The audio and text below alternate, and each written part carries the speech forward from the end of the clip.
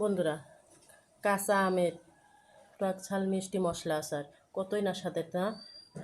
এখন আমের পুরো সিজন, এখন বিভিন্ন প্রকারের আচার তৈরি করব। তা মনে হলো আজ যে আমি কাঁচা আমের মশলা আচার তৈরি করে নিই। এই আচারটি খিচুড়ি দিয়ে খেতে যেরকম মজাদার, তেমনি ভাতের সাথে খেতেও অসম্ভব মজাদার। আচারটি যখন আমি তৈরি করব তখন সুন্দর করে কেটে খোসাসহ আমি কেটে নেব। খোসাসহ আচারটি তৈরি করলে হয় কি, খেতে খুব ভালো লাগে এবং আমটি ভাঙে না। দেখেন বন্ধুরা, আমি যে আচারটা তৈরি করছি, একদম আমগুলো একদম আস্ত রয়েছে, আচার ভাঙেনি। কত সুন্দর দেখতে হয়েছে, খেতেও মজা হয়েছে। আমার হাজব্যান্ড বলল যে আচার তো তৈরি করতেছো, কত পদের আচার তৈরি করতেছো, তাহলে কাঁচা আম দিয়ে একটু মশলা আচার তৈরি করো, যাতে বৃষ্টি নামলে খিচুড়ির ভাত রান্না করে খিচুড়ির সাথে খাওয়া যায়। তাই আমি আজ কাঁচা আমের এই মশলা আচার তৈরি করে নিলাম। বন্ধুরা, তাহলে কীভাবে আমরা কাঁচা আমের এই মশলা আচার তৈরি করবো, চলেন আমরা মূল রেসিপিতে ফিরে যাই। বন্ধুরা, মশলা আচার তৈরি করার জন্য আমি এই সাইজের কয়েকটা আম নিয়েছি। আমগুলোকে এখন আমি সুন্দর করে কেটে নেব। আমগুলো আমি এই সাইজ করে কেটে নিয়েছি। কেটে আমি এইভাবে করে নেব। আমি এই সাইজ করে সুন্দর করে কেটে নেব। কেটে পিছনটা কুচি কুচি করে নিয়েছি। আমি পিছনটা সুন্দর করে কুচি কুচি করে নিয়েছি। আমি আমের ভিতর থেকে যে বিচিটা আছে, বিচিটা ফেলে দেব। ফেলে দিয়ে এইভাবে করে কেটে নেব।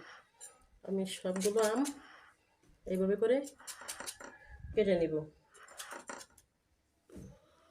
বন্ধুরা, আমগুলো কেটে আমি লবণ পানিতে ভিজিয়ে রেখেছি।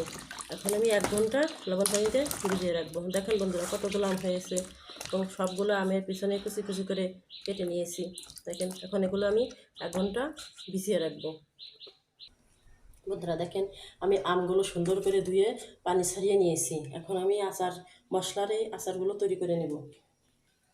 বন্ধুরা, এই আচারটা সম্পূর্ণ সরিষার তেল দিয়ে করতে হবে। আমি চুলায় একটি কড়াই বসিয়ে দিয়েছি। এবার আমি কড়াইতে সরিষার তেল দিয়ে দিলাম। দিয়ে দেব একটু রসুন কুচি। বন্ধুরা, আমি দিয়ে দিব শুকনো মরিচ এবং তেজপাতা। এর ভিতর দিয়ে দিব গরম মশলা। আমি নাড়াচাড়া করে দেবো। এখন আমি দিয়ে দিব কিছু পাঁচফোড়ন।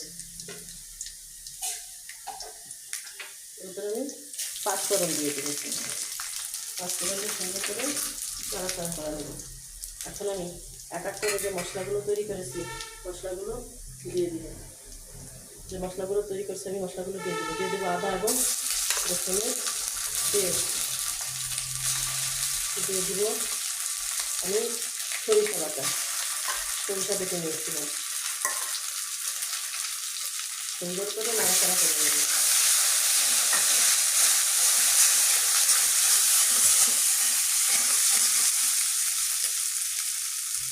এখন আমি এক এক করে সব মশলা দিয়ে দেবো। দিয়ে দিব 1 চামচ ধনিয়ার গুঁড়া। দিয়ে দেবো 1 চামচ গরম মশলার গুঁড়া। 1 চামচ জিরার গুঁড়া। দিয়ে দেবো 1 চামচ শুকনো মরিচের গুঁড়া। দিয়ে দেবো স্বাদ মতো লবণ। দিয়ে আমি সুন্দর করে ভোনা ভোনা করে দেবো। মশলাটা একদম ভোনা ভোনা হয়ে যাবে বন্ধুরা। এতে কোনো আমি পেঁয়াজ দেবো না, হলুদ এবং পেঁয়াজ দেবো না। না দিয়ে এগুলো আমি সুন্দর করে ভোনা ভোনা করে নেব। বন্ধুরা দেখেন, আমার মশলাটা ভাজা ভাজা হয়ে গেছে। আমি যে মশলাটা একদম গোশের মতন, আমরা গোশ রান্না করি যেরকম ভোনা ভোনা করে, সেরকম ঠিক ভোনা ভোনা করে নিতে হবে। আমার মশলাটা একদম ভোনা ভোনা হয়ে গেছে। এখন আমি এর মধ্যে আম দিয়ে দেবো।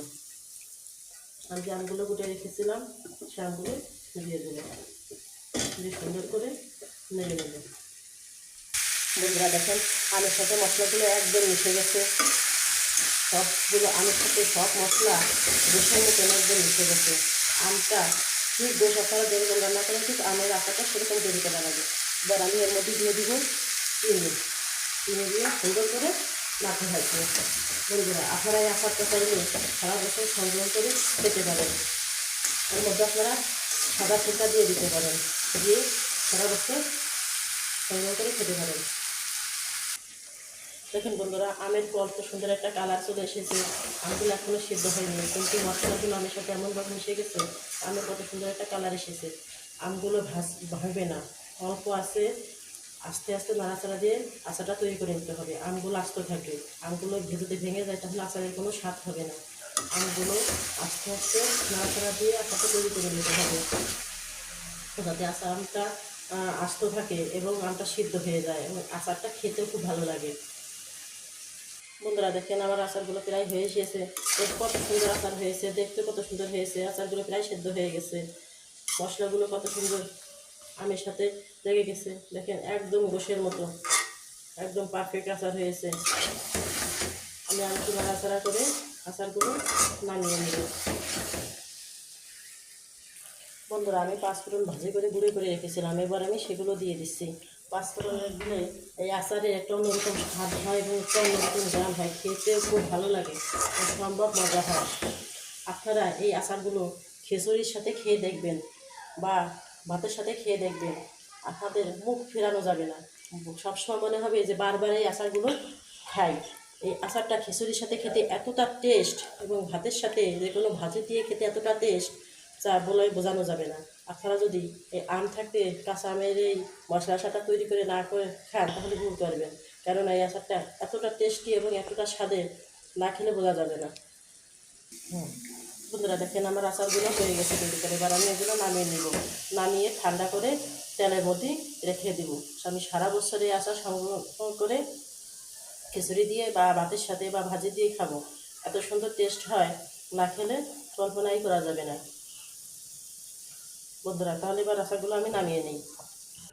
দেখুন বন্ধুরা, আমার কত সুন্দর আচার হয়েছে।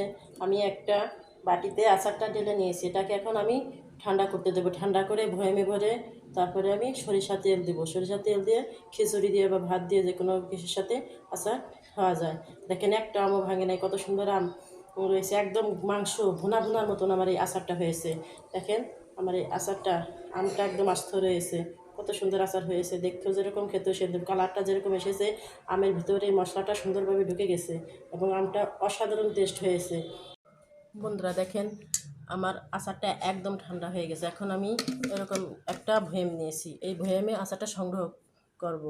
আপনারা চাইলে শুধু তেল ছাড়া এই আচার এভাবেও খেতে পারেন, তবে আচারটা যখন তৈরি করবেন তখন অবশ্যই আপনারা আমটা খোসাসহ কাটবেন। খোসা ছাড়া কাটলে আমটা টেস্ট ভালো হবে না, আচারটা তেমন ভালো লাগবে না, অবশ্যই খোসাসহ কাটবেন। আমি এখন এই ভয়ামে আচারগুলো ঢুকিয়ে নিব। বন্ধুরা আচারগুলো আমি ভয়ামে ঢেলে নিয়েছি, এখন আমি এর মধ্যে তেল দিয়ে দেব। আমি সরিষার তেল নিয়েছি, সরিষার তেল এখন এর মধ্যে ঢেলে দেব।